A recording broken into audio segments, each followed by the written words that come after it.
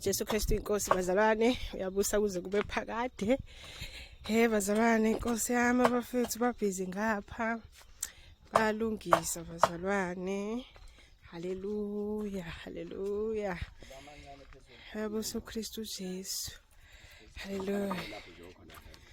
Haleluya bazalwane. Sacela ukubuza bazalwane sise nenza into ngapha.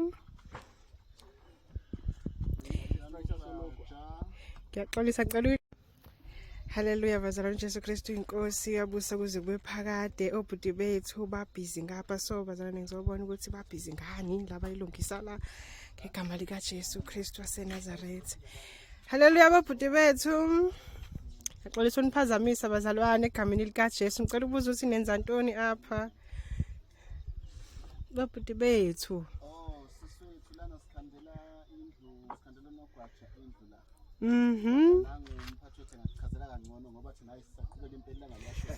Okay. Okay, futhi Sembiso.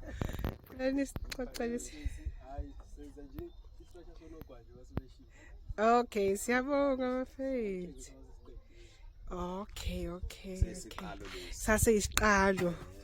Kwakuhle kuqalwa Nkosi yami, siyabonga sesijahile ukubona ukuthi kuzoba njani sekuphelile.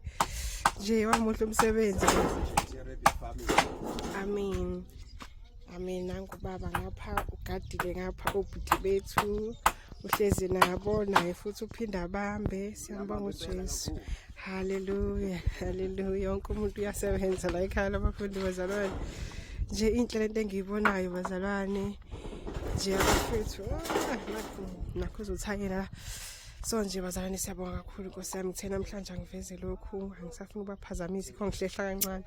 Kodwa nje umsebenzi bazalwane uyahamba, umsebenzi muhle, uyancomeka kakhulu bazalwane. Usuku nosuku nje ekhaya abafundi kusekhona into eyenzakalayo nje. Siyababaza inkosi ngakho konke bazalwane, siyababaza amandla ayo. Amagranadila ke nawo Nkosi yami ngisale sengiwaveza ke bazalwane, awamnandi kanje. Egameni lika Jesu Kristu waseNazaretha awamnandi kanje. Umuntu uyawadla usewadle bazalwane. Leli nje selivuthiwe ngiyalikha bazalwane. Haleluya.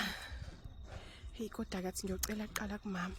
Kodwa nje bazalwane aze lamnandi laze langijabulisa ngilibuka nje ukuthi kumele ngilidle. Nangamanye agcwele.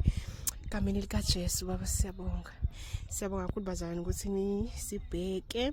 Siyanithanda nonke emakhaya egameni lika Jesu Kristu waseNazaretha. Amen.